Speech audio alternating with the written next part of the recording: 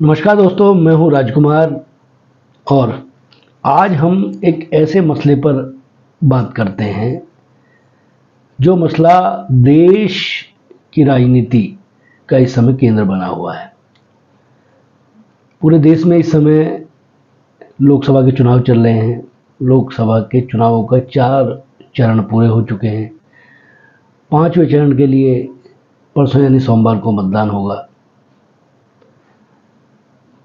प्रधानमंत्री नरेंद्र मोदी से लेके उनकी पार्टी के तमाम दिग्गज, उसके अलावा कांग्रेस के तमाम बड़े नेताओं से लेके और दलों की भी बात कर लें, जिनमें समाजवादी पार्टी प्रमुख स्थिति में आती है, लेकिन एक पार्टी है आम आदमी पार्टी। आम आदमी पार्टी में जो बवंडर मचा हुआ है, उस बवंडर को थोड़ा सा समझने की आवश्यकता है।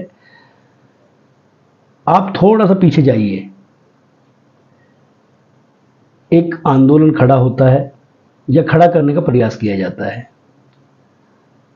यहाँ से तकरीबन 1200 किलोमीटर दूर महाराष्ट्र के एक छोटे से कस्बे में एक बहुत शानदार व्यक्ति, जिसको गांधीवादी विचारधारा के एक अग्रज के तौर पर स्थापित किया जाता है, अन्ना हजारे।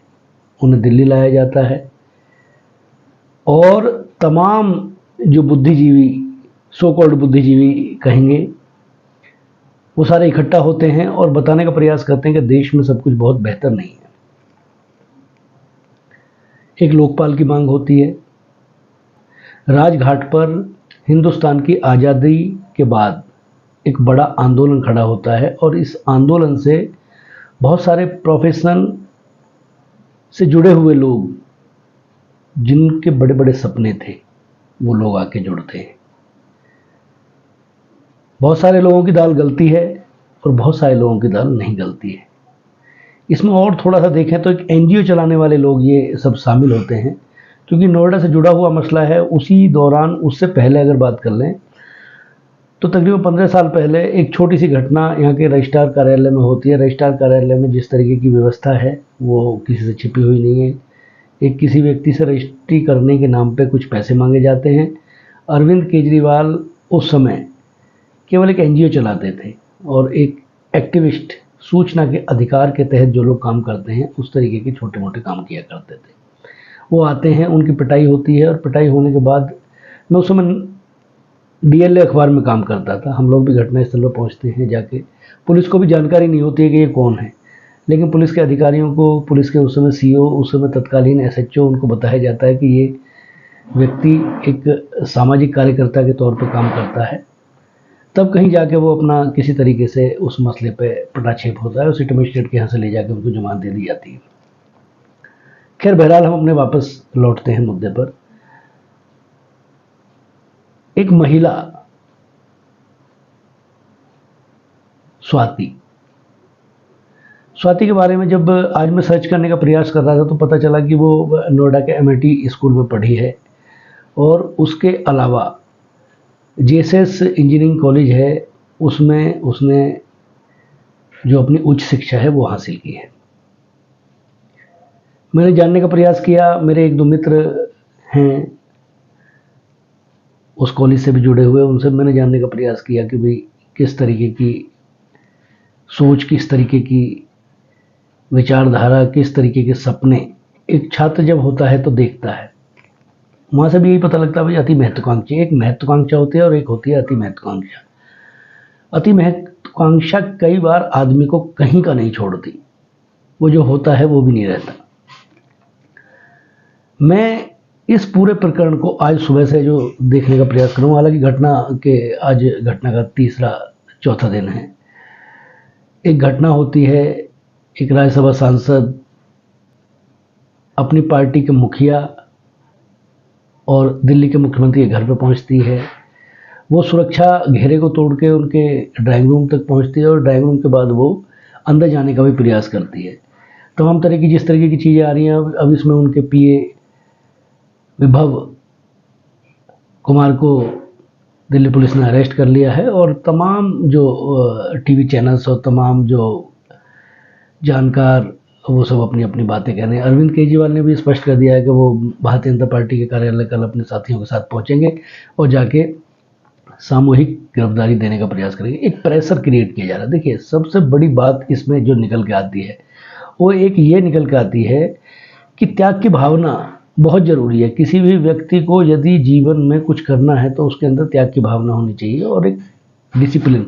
हम लोग जब पढ़ते थे, छोटे थे, तो स्कूल में लिखा होता था दीवारों पे, परिश्रम ही सफलता की कुंजी है। लेकिन उसके अलावा एक और चीज़ें होती थी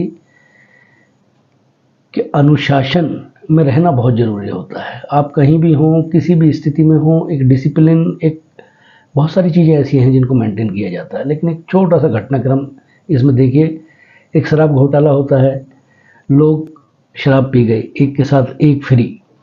उस मसले में दिल्ली की सरकार के मंत्री जेल में हैं, मुख्यमंत्री अंतिम जमानत पर हैं, वो भी जमा हो जाएंगे जैसे ही उनकी अवधि पूरी होगी।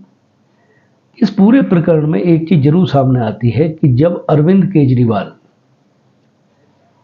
जेल गए तो मुख्यमंत्री पद से उन्होंने इस्तीफा नहीं दिया। उनकी पत्नी को एक दूसरे जो उनके दर्जे के नेता हैं उन्होंने प्रोजेक्ट किया और प्रोजेक्ट करके उनको चुनाव प्रचार में गुजरात की बात करना चाहे और प्रदेशों की बात करना है।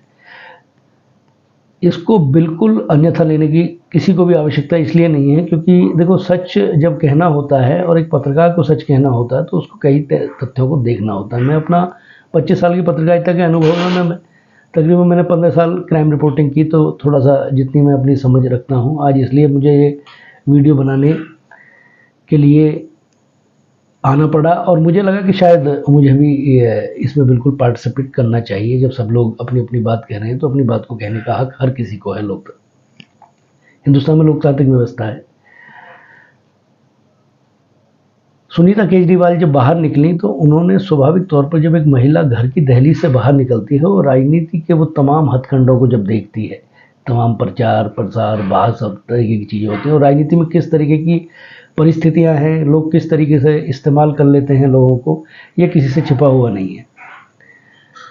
सारा जो प्रकरण है, सारा प्रकरण कहीं ना कहीं, अब हालांकि कुछ जो सोशल मीडिया प्लेटफॉर्म हैं उन पर ये सब चीज़ आने भी लगी हैं कि भाई अरविंद केजरीवाल आम आदमी पार्टी के मुखिया हैं और मुख्यमंत्री हैं, उसके अलावा वो IRS भी रहे हैं, रेवेन्यू सर्विस से जुड़े रहे हैं, इनकम टैक्स में बड़े अधिकारी रहे हैं। शायद इसी वजह से उनके ऊपर ये सब चार्ज भी, जो भी ED की इन्वेस्टिगेशन चल रही है, अभी तक शायद उस पर लगे नहीं है क्योंकि एक अधिकारी होता है तो उसकी मानसिकता थोड़ी सी अलग तरीके की होती है और वो अपने आप को बचा के बिल्कुल रखता है। जब तक आप देखिए, कानून जो है वो सबूतों के आधार पर चलता है। कानून भी कहता है कि भले ही 10 बेगुनाह 10 गुनहगार छूट जाएं, लेकिन एक बेगुनाह जो है वो जेल नहीं जाना चाहिए। ये पूरा प्रकरण जो है ये कहीं ना कहीं एक तरफ जरूर इशारा कर रहा है। हालांकि स्वाति मालीवाल का जब तक बयान नहीं आ जाएगा, क्योंकि जो महिला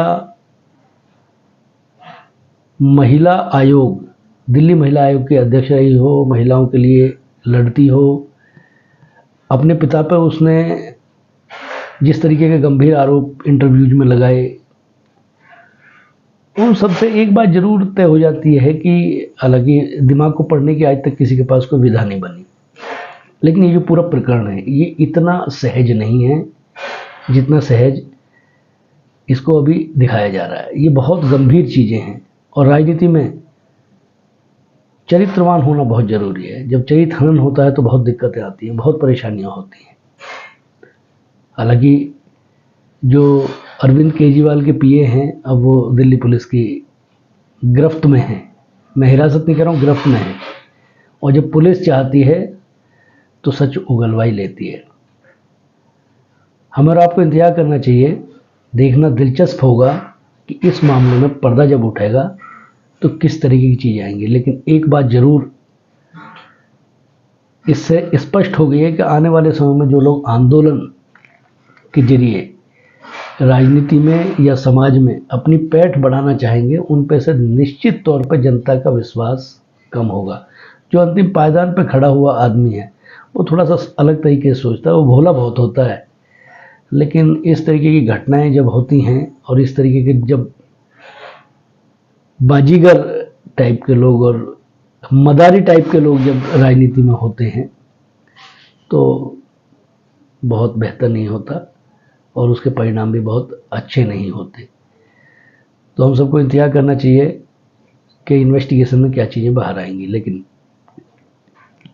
जितना सहज दिख रहा है उतना सहज है नहीं। इस वीडियो में इतना ही, फिर एक नई वीडियो के साथ मिलेंगे। नमस्कार।